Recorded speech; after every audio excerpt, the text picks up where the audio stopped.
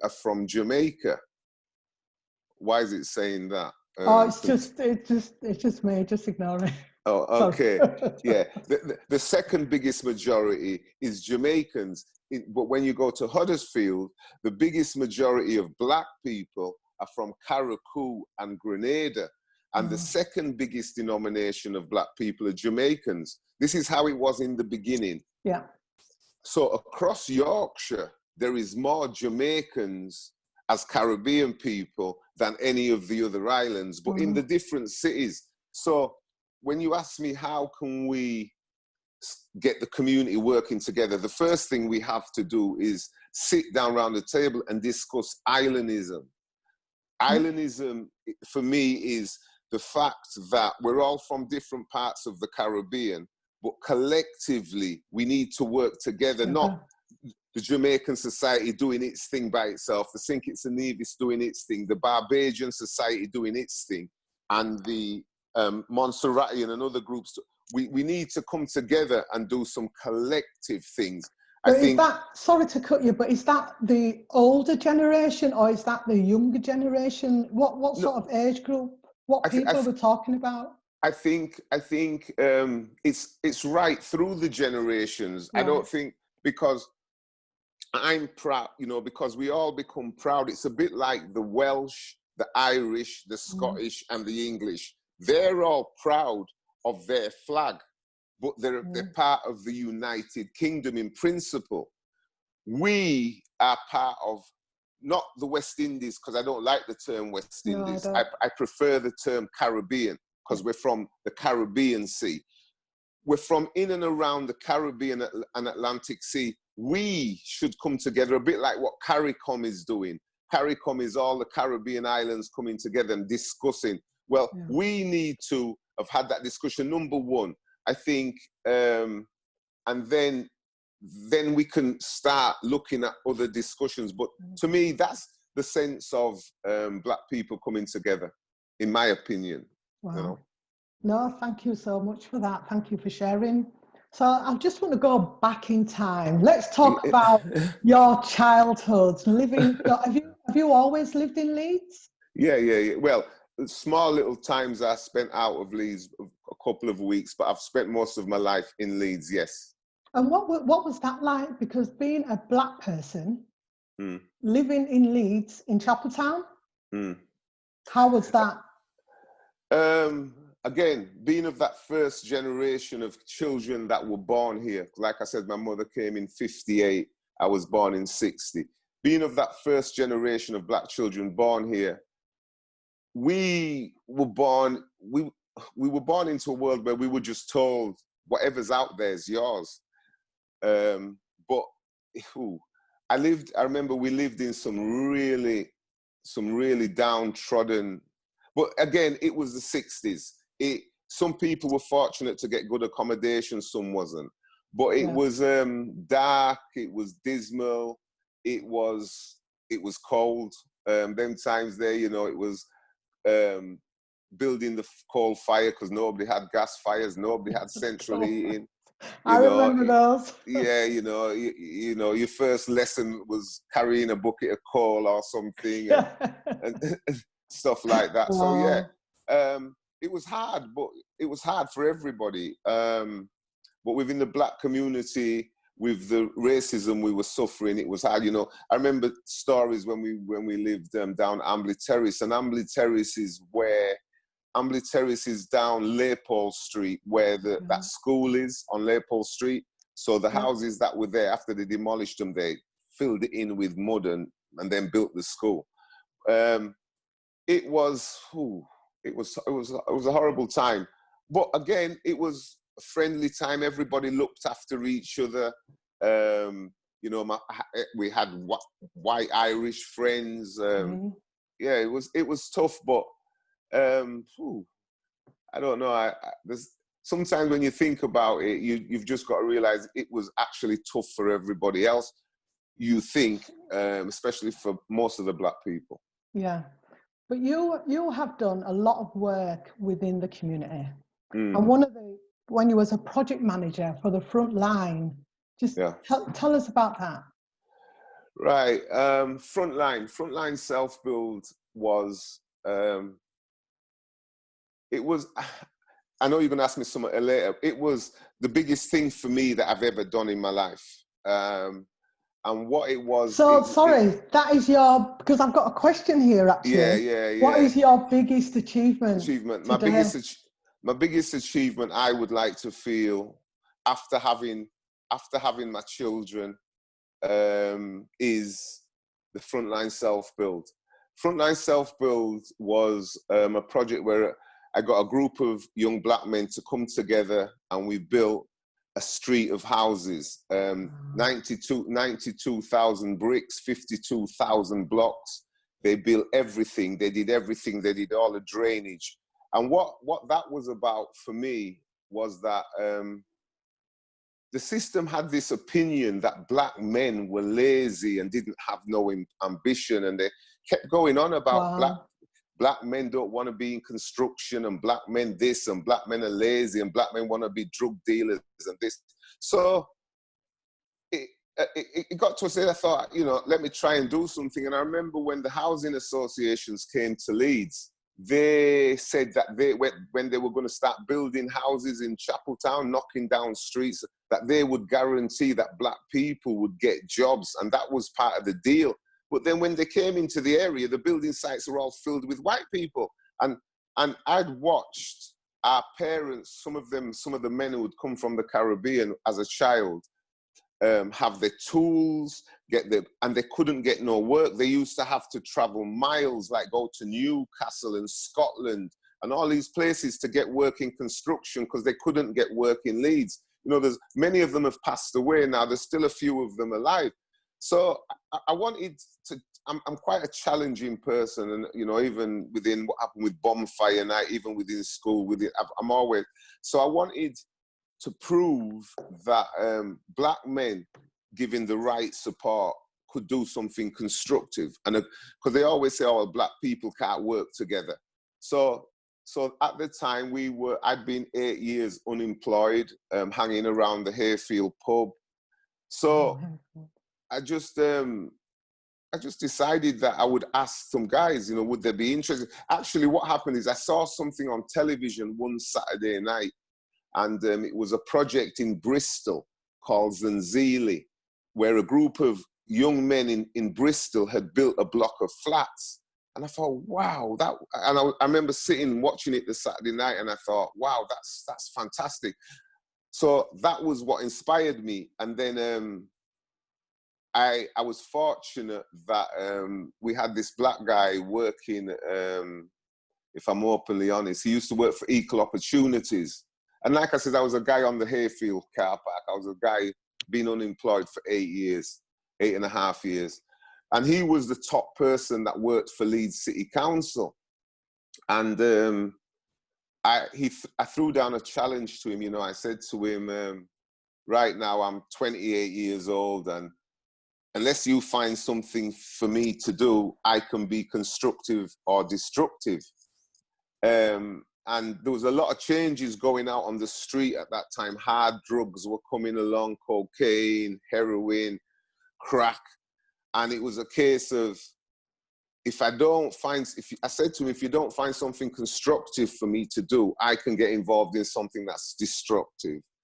And he came up with this self-build idea. Oh, you know, they've got this money and they want to do this self-build. So I thought, right, great. So I took a group of guys. I managed to get him to fund me I just went up on the Hayfield car park and I asked a basic question to everybody concerned. You know, do you see in the next 5 years you owning your own house or not? And every one of their answers was no. I said, well, I've got this idea. So anyway, I took a group of them in a minibus to Bristol, because I believe with black people, a lot of the times, they're not into theory and they're not into paperwork. What they believe in is what they can see and touch. If you can take them and let them see and touch it, they'll believe it. Other than that, there's all these conspiracy theories that start going when you start trying to set things up. Anyway, so we went to Bristol. We saw the project. We met with the black guys that built that project. We came back to Leeds. And it took us like 6.5 years of negotiation, finding land, getting trained. But in the end, we kept going, we got on site. And the 12 guys built the houses. And they lived, that's amazing. And they all lived in them. Some of them, and it's now, we did that in 1996. So they've lived in there nearly 23 years now, Wow. Some of them. Yeah. That's amazing. So, yeah. That's a fantastic achievement. well, to me, it really was about, number one, proving that our black men should have been given a chance. They might not have had to demolish so much of Chapletown. Yeah, so you say that about chances. So I've got a question. Do we deserve second chances? How do you feel about that? Oh my God.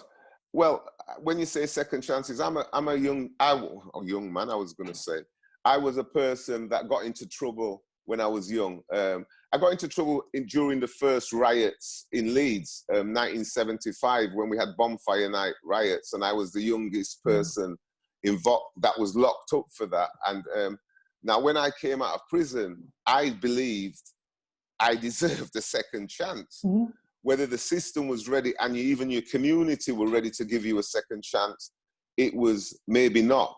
So for me, yes, I believe that, and that's part of the reason why I went into working with young people, because I do believe people deserve, and not just a second chance, sometimes a third chance, sometimes a fourth chance. People deserve an opportunity to get their life back on track, and they may need help. So yeah, I think everybody deserves whatever chances they need, because people do make mistakes in life. I don't think me getting locked up for bonfire night was necessarily a mistake, because I was standing up for my community. But people do get in situations where they make mistakes, so they deserve a second chance. Yes, that's my answer. Yeah, no, definitely. I definitely believe in that. You know, So you say about the community. So do you still do a lot of work then? Well, I know you do some work in the community. So what other work do you do within the community? How can you inspire? There's a lot going on with the young guys, young black guys. So how can we inspire the young black men? Well, for 20 years, as soon as I finished the self-build, I got involved in an organization called Chapletown Young People's Club. We created an organization. I wanted to create an organization that wasn't owned by the council, because I figured that the council for our young people delivers generic youth work. They've got a tool book that says this is how you deliver youth work to young people. But that doesn't necessarily work in certain different areas. Do you get what I'm saying? So if you've got black youths you're working with, you may have to adapt how you deliver your youth work to suit how they are. You get what I'm saying? Young white kids have a different issue. Young Asian kids have a different issue. So we set up Chapletown Young People's Club to kind of give young people a voice in what services they want. And I remember when we set up, the first thing they said, young people, they said, we don't want our service, what people are delivering it to us, to be hidden behind buildings and like hidden away. Why can't it be on the high street? Why can't it be where people can see young people? We don't want to be hidden around in the back of centers. And that pushed the idea of creating Yes Cyber, which was the youth inquiry service, which ended up being the first internet access point in Chapletown, because it used to be on Chapletown Road, right next to where CC Continental is. I don't know if you... I do, yeah. Right, and that was the young people saying, number one, we want a service in everybody's face. We don't want, we want to be respected. So we set that up. It was going to be a youth inquiry service where young people could come and find out where to get jobs and get information about university. That was the young people's idea. So we set that up, and then we got into a partnership with Thomas Danby Thomas Danby liked the project. So then they said, well, how about having computers, And we'd been to Europe. We'd done an exchange in Europe with young kids about racism.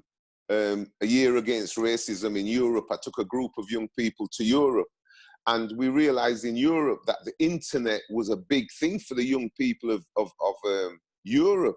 Yeah. So we set up the cyber cafe. We got the computers in. We got a relationship with Thomas Danby, and because again, like you says, with our young people, I think number one, the biggest corrupter of young people for me is the 6 weeks holidays in the summer, because in that 6 weeks, if young people don't have anything to do, they usually find things to do that their parents don't like them doing, if their parents don't find things for them to do.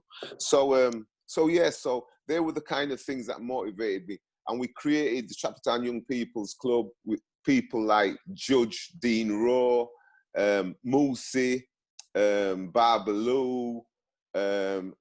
So what can we do now? What can we do now? Because what there's can we so do much now? going, to inspire and encourage and keep motivated the young people. Well, what I learned in working with young people on youth work and trying to work across the table with the youth service was that, number one, the system didn't take the work we were doing very seriously, but I can understand that. Number two, I found out that some parents are not very interested in what their children do when they push them out of the door. You know, it's like, oh, you're going to youth club, but have you as a parent, have you come down to the youth club to see what I'm doing with your children? I had young people, not that I was doing negative, I was taking them on positive residentials, doing first aid, keep fit, all kinds of things with them. But that was one thing. But on back to your question, I think that if more of our community, I used to say to people, if you can give me 2 hours of your time, just 2 hours once a week, right? And I can have a bundle of people that give me 2 hours once a week, I can do something with that energy with young people.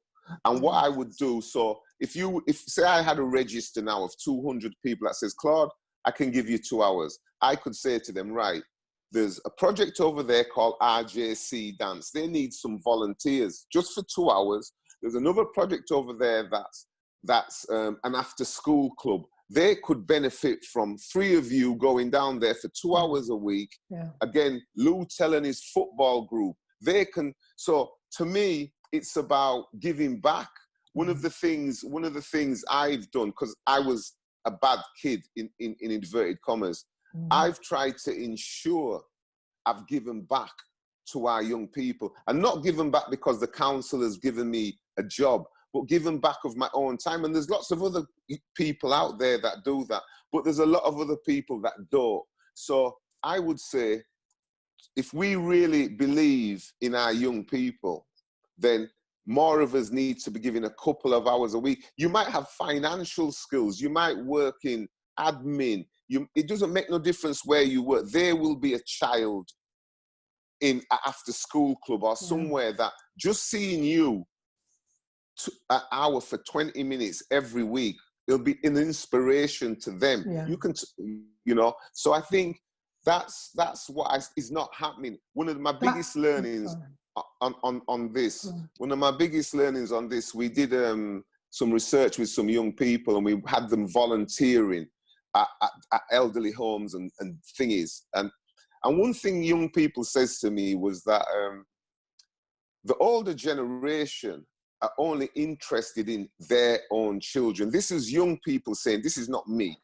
They said they're only interested in their own children. As long as their own children are good and going to school and keeping out of trouble, they're not interested in, they're happy. They're not interested in young people per se.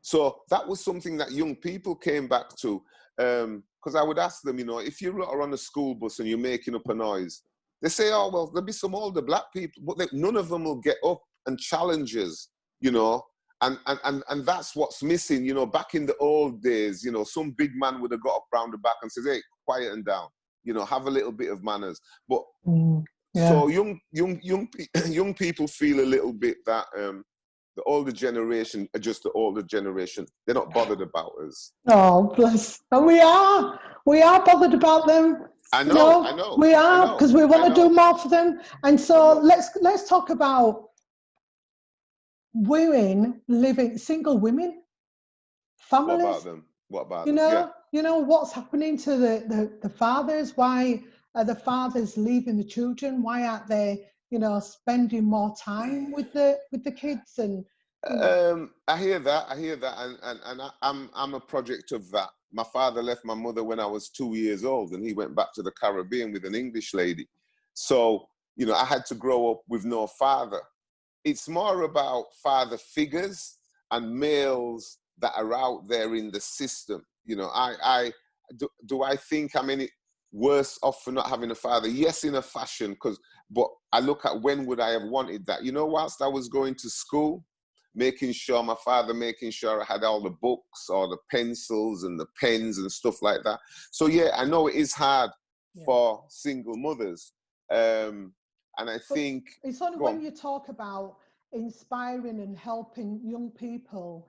And so if we was to do something like that and show young people, what it's like for a single mother and what it's like, because a lot of the kids are saying, or the young adults are saying, their dad wasn't there or their mum wasn't there. So if we could get, the children together or the young adults together to talk to them and inspire. So I think that would just be brilliant work. Yeah, I think yes and no. I think there is an argument for absent fathers, but as absent as a father is, some mothers have to be more focused as well.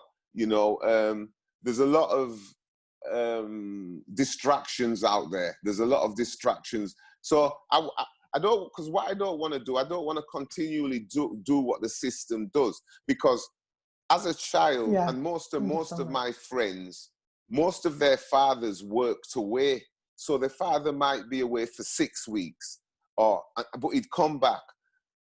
But it was about whether, whilst he was going to school, and that is where it is important, and that, the kids have got that dual support. Now, what happens is sometimes with relationships, because a relationship breaks up between a man and a woman, then sometimes it's the man that gets pushed to the side because of whatever's happened, where we have to appreciate it is better, in most cases, not in all cases, it is better that even though we've found our ways of having a difference, but that we're both supportive of the child's education. And if we can give that power to the child, because when you get to 16, 17, you're starting to make decisions for yourself. You get what I'm saying? But if, regardless of relationships, because even though my father wasn't there, if my father had made sure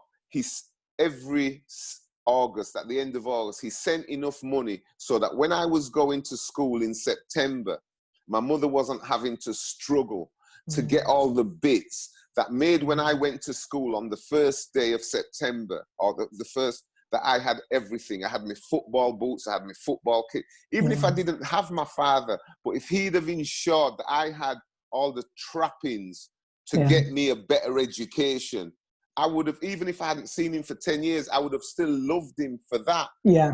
So it's about that, because that's when it breaks down, when kids are going to school and there's no dad. And, not nice.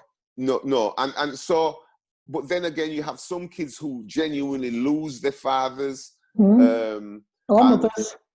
But they still make it through because other males gather around them and kind of nurture them through. So yeah, I think it is hard for single mothers, but I honestly tell you, it is hard for those fathers, even though some of them won't admit it, not having that engagement with their children. Yeah, well, my oldest son, he is a single father. He looks after his son full time. So I know I'm not just talking about all men or all women. You know, I know across the board. Yeah. So let's talk about Carnival. Okay. Carnival. So Can Carnival's not happening this year in Leeds. It's Whoa, not I know. happening. What's that And about? The first time ever. well, we know what it's about in principle. Well, yeah. We know. I don't know. I mean, it's been a crazy year. Honest, there's things I've seen happen this year that I would have never believed that I would never have believed could happen. They shut pubs.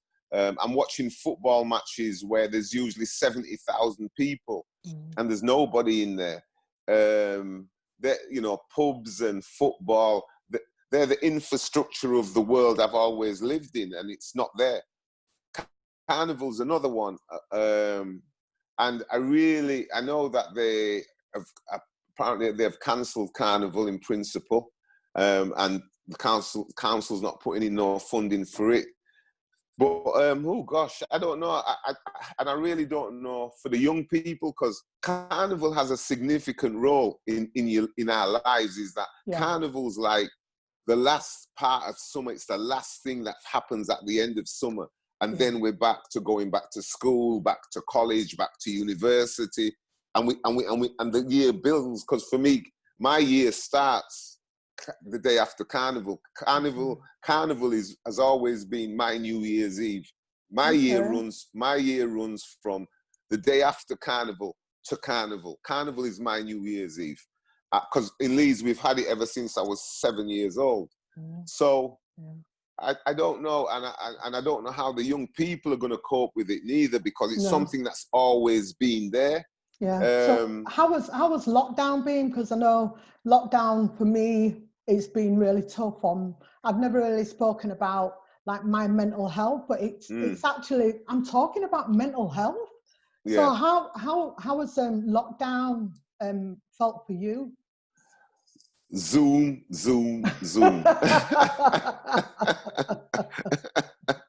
Tell me about it. That's all I can say. I would have never believed that working from home could make you so tired. You know, 3-4 Zooms a day. Wow. And you're more tired. And the other thing I don't like about it is it keeps you inside. Whereas you're used to going out and getting fresh air, and even if it's, you work, you get up in the morning, usually you jump in your car or you get on the bus and you go to work. And then you do your work and then you come back outside and you come home. But now it's all like at home. So some days for me, it's like, I'm not getting out of my house until like 5 o'clock in the afternoon, because there's no reason to go out, because I've got a Zoom at 9 o'clock, and then I've got a Zoom at 12, and then I've got a Zoom at 3, and then I've got another Zoom at 7 o'clock. So it's been Zoom. I am zoomed out. I mean, I'm enjoying this because actually I'm enjoying this situation because it's almost a bit more personal. It's one-to-one, and it's going out to the internet. But on Zooms, I've been in Zooms with 400 people, and Zooms with, Labour Party Zooms and others, Windrush Zooms. We do Windrush Zooms every week. We have 2 Windrush meetings, and oh gosh, and it's when you've got 10, 15, 20 people in the room, and then you've got to wait for introductions, and then you've got to wait for where it's energy. I would never have believed that it could be so tiring, And how do you feel about your mental health? Do you think that's affected your mental health? Oh gosh, mental health. Yes, it's getting to that point. Some days you get up and you think, I'm not doing anything. I'm going to go out, and I live quite near to Newton Park, so it's quite handy for me. I can just walk out of my door and just walk straight into the park, and there's a posse that's down there that they've been furloughed, and they meet in the park every day, Lloyd Alfords and them, and they've always got a nice vibe going on down there, so it's nice. But mental health, I can imagine for some, because I am finding it daunting that I'm in my house. I don't think I've spent this much time in my house for 10 years, physically in my house for so many hours. And it is testing on everything. So yeah, for my mental health, I do know that I need to go driving. I like driving. I need to get on the motorway. So yeah, So it Grand Prix is is back testing. on. Yeah, well, yeah, Lewis, that's okay, but that's only getting me going again. I Yeah, yeah, need to yeah. drive down the motorway. Yeah, But yeah. no, it is testing. It has been testing. I didn't think it would be, and I sometimes think about it, oh my God, can you imagine if we had to do this with no social media, with no internet, if we'd Wow. have had to have been locked in our houses with no mobile phones, no FaceTime, no Instagram. Oh, You know, I it's think, oh my, unbearable to think about oh God, yeah, you know, I've been saying to myself, can you imagine what it would be like? You know, I went this morning, they had the service for Reverend Harwood, who's leaving Roscoe Church because he's done his term. And so I went to the church service this morning virtually. And that was, I didn't realize that they'd physically been doing that themselves. But Yeah, yeah, yeah. it was good. So yeah, I think the way I save my sanity is think that if we didn't have social media, we didn't have this platform, I think then I would have gone crazy. Yeah. You know, I think that I don't know how we'd have been able to work from home neither if we didn't have internet and that. So yeah, no.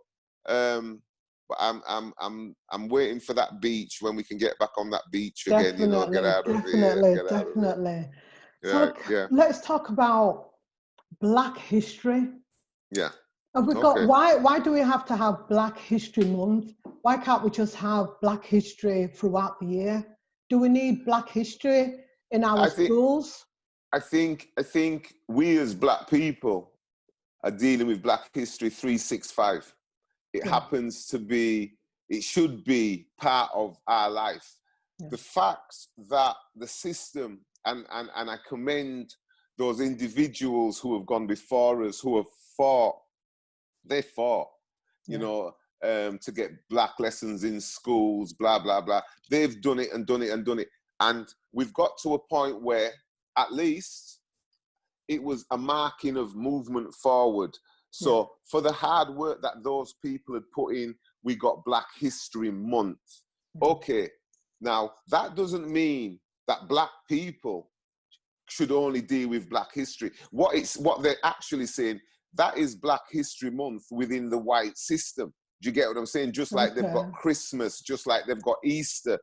It's for me, Claude Hendrickson, it's a recognition that now how we as Black people utilize that and push that agenda further is up to us. But many people fought for us just to get to that point. People like Patrick Vernon and many others in London, and many that have gone before us, the Annette Francises, the Gertrude Pauls, you know, the Brantley Bovels, they fought for this, you know. So it's a bit like Windrush. It's another marker in the sand, and so now the important thing is that they don't dump Black History Month.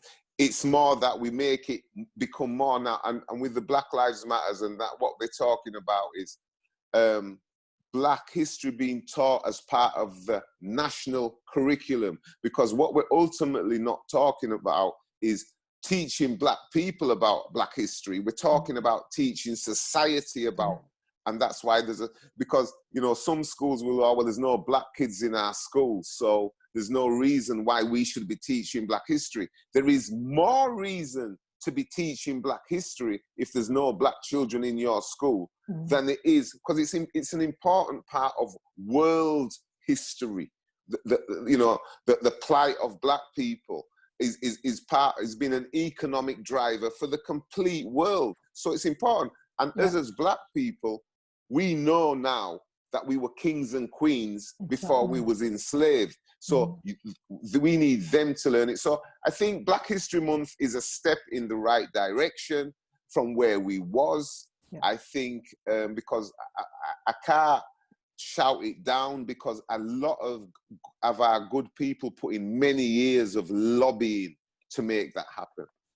Yeah. No, I totally agree, because I love when it comes round to October and we're talking about Black History Month. I just want I want it to be taught in schools. I want the young people to know what our ancestors went through, because I don't think, well, it's not taught, is it? It's not there in schools, so I just feel that it just needs to be there.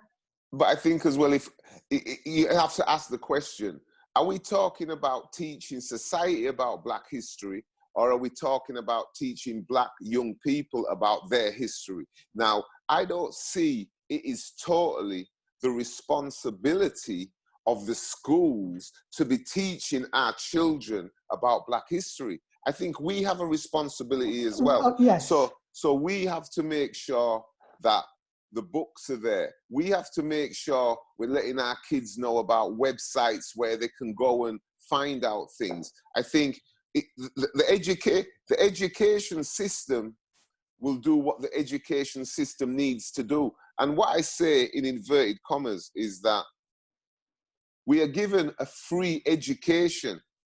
That doesn't mean it's going to be 100% quality, but it's free.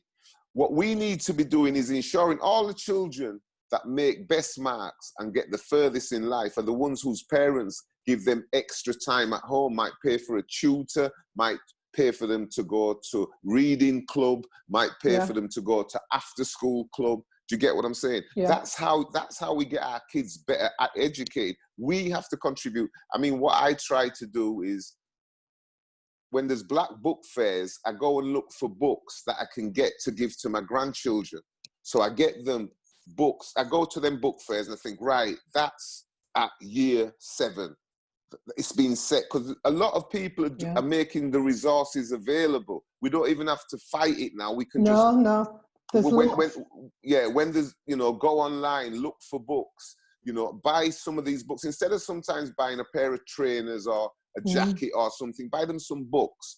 I remember when we was kids, I always say the children that had the Britannica encyclopedia set in their house were usually more educated than the kids that didn't have it. Do you get what I'm saying? Yeah. Because you had books in front of you. If it was raining, your parents would say, right, go get read A. that book. Yeah. And oh, you've read A, read B. Have you read M? Go read M. So because the encyclopedias was there, you could never say, your parents weren't, oh, haven't you got any schoolwork? Your parents would say, oh, you ain't got any schoolwork. See a book there.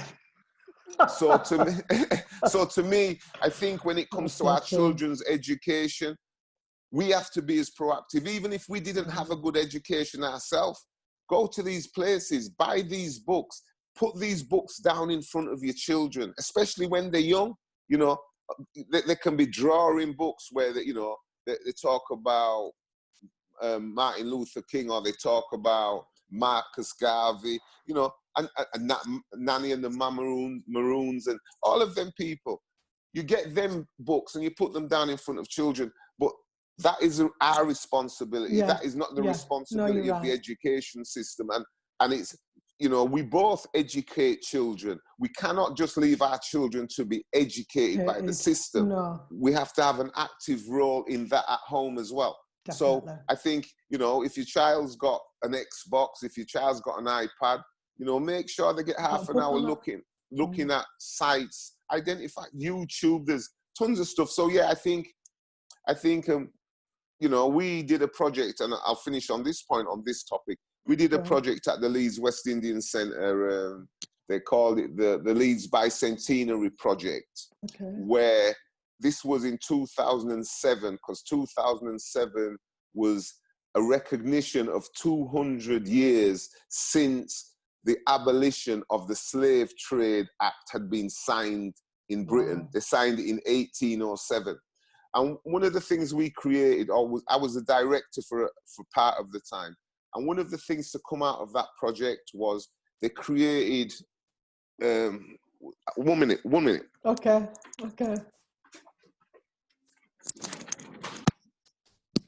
Oh. Whoops. Sorry. That's all right. Sorry. That's all right. That's all right. Right. we created this pack. Okay, African Achievement Liberation Aspiration. Yeah, wow. Right. They created this pack, massive pack, right? And we presented it to 300 schools in Leeds. Wow. Every single school. This is 2008. A lot of Black scholars, poets, and different people were involved in creating this pack. Now, we presented it to schools in Leeds. Now, we don't know, and probably half of them probably don't know where that pack is now. But to me, what we appreciated back then is our responsibility to ensure that schools have the information we want them to teach our children, or we want to teach them. It's not their responsibility. So again, so when it comes to education of our young people, as Black people, as general people, we have a responsibility. I believe that. So we created them packs. Anyway, so that's my view on that for now. Have I moved my picture down?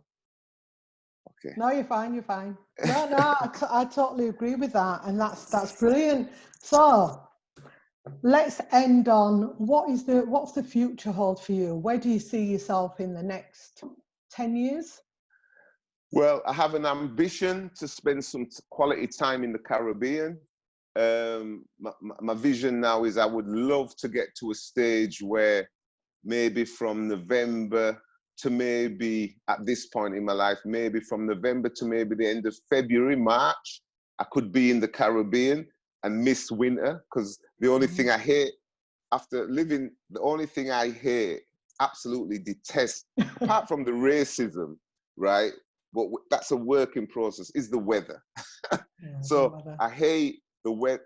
I love Christmas to be around my grandkids. I love them. I love bonfire night and all them times, but it's too cold. So I believe that. So that's an ambition, something I want to do. I'd like to spend a good couple of years in the Caribbean over that period. And I kind of want to take some of my skills to the Caribbean and see if I can do some work down there. At present, I'm just back involved with self-build. We started on self-build. I'll come back to it. I'm part now. I'm the first accredited community-led housing Black male in the UK. I just got accredited in January. So now I am part of the Leeds Community Homes Network, where we're trying to promote more self-builds, more housing projects, and not just housing projects. We're talking about community-led housing situations. So it could be building communities, a community-centered adventure playground houses. So right now I'm doing a lot of work around that. That's what a lot of the Zooms have been about. I'm in Zooms with groups right across the country, right up to Scotland every day. Kent. So when this lockdown finishes, I'll be going down because a lot of them would like to get more Black people involved, but they don't know. A lot of them are fully white groups, and they're saying, you know, we'd love to do it, but we don't know how to do it.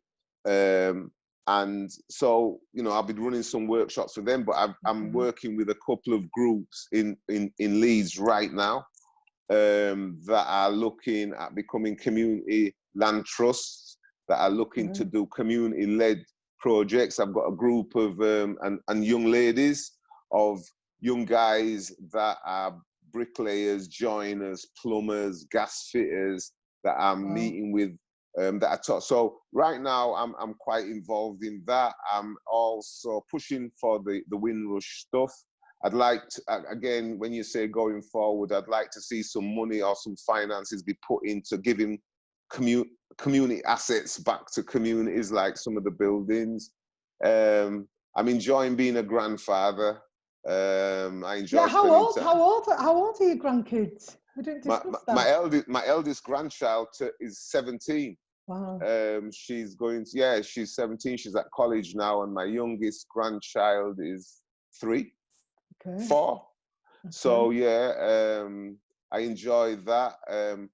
my mom's still alive. She's 84. Wow. God bless Amen. her. God bless. It's been quite interesting being and supporting her over this COVID time. She's not really been out of the house very much, but so yeah. And going forward, just kind of doing some of the things that I want to do for myself. Yeah. That's what I'm doing. Yeah, you know, I'm going to do a bit more traveling. I mean, I luckily got on a cruise ship after all this time for my 60th and got on and off of it. And just in time. So, going forward, I'm openly optimistic that, especially in the light, I know COVID has been a rough time, but to me, it's caused the system to slow down, and the system's going in slow motion.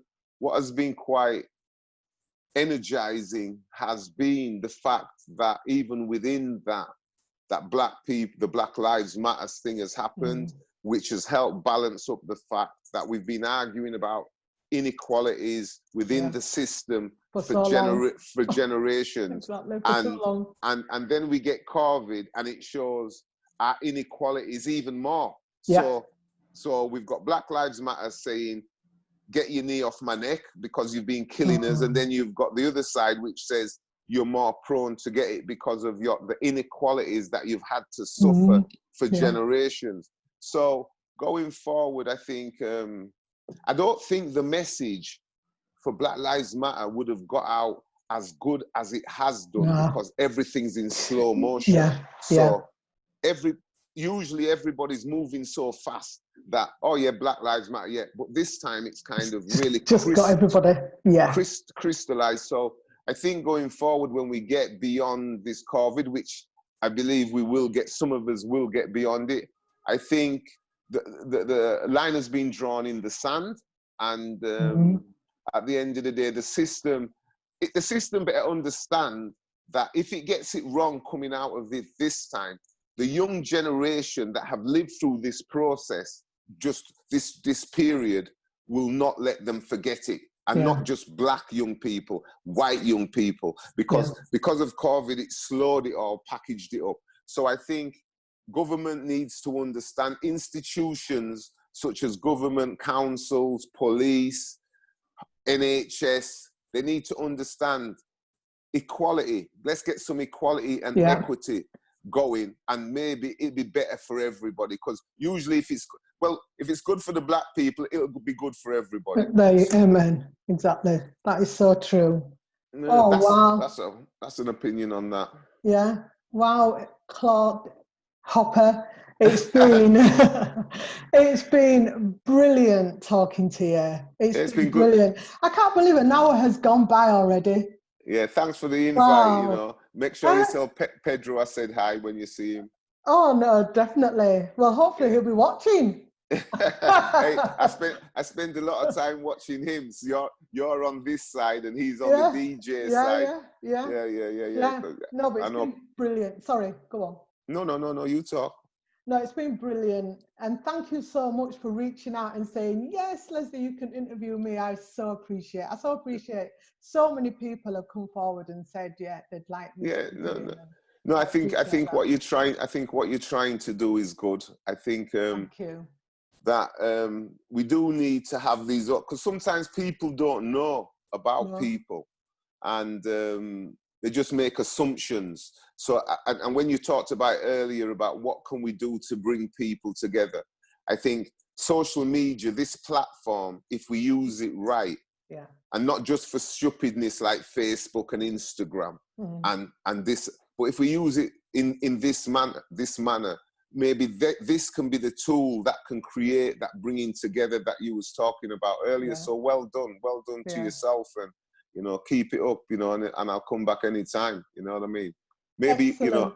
You know, definitely, you know. Maybe I was going to say maybe we could do a panel something one time, yes, but you'll have an idea about what you're doing. So like I said, I made myself available because I noticed you'd interviewed two ladies. So I thought, you know something, we need to have at least a guy on it. You need some balance, you know. We need some balance. We don't need it to be all ladies. But No, yeah, we don't. well done. Well done, Lesley. You keep it up. And you've got my backing. If there's all I can do, let me know. Oh, thank you so much. I so appreciate it. And No yes, problem. I am putting together a panel. So, and now I've got to my Zoom sorted out, which is yay! I'm so happy about that. So yeah, I'm definitely going to be putting a panel together, and definitely will be inviting you on this panel. So thank you so much, Hoppa. No, thank you. For joining. Thank you, Lesley. I appreciate it. So guys, let's just say, Hoppa, you stay right there. But to everybody else, thank you so much for joining our show today. Speaking to Claude, I hope you got, well, I know you got lots of information there. And Claude, in fact, how can people get hold of you if they want you to talk to you? Can I put your email address in there, or? Yeah, hoppauk@me.com. Yeah, or yeah, hoppauk@me.com. Yeah, no problem. Okay, no, that's brilliant. So thank you so much, guys. No problem. Let me just tell you, next week Sunday, I do apologise, I'm not going to be here. That is the 2nd of August. I'm going to be in Leeds, actually, Hoppa. Okay. I'm going to be in Leeds. Yes, okay. I'm going to be. So where are you phoning me? Where are you coming from now then? I'm in Manchester. Okay, yeah. I live in Manchester now. Yeah. Okay. In Manchester. But yeah, I'm going to be in Leeds next week, so I won't be doing a show. But we are back on the 9th of August, and wow, you don't want to miss. I'm not even going to tell you, but you don't want to miss it. I will give you more information closer to the date. But thank you so much for joining us today. I so appreciate it. Bye, everyone. Well done. Thank you. Got to cut out now, right? Yeah, let's end.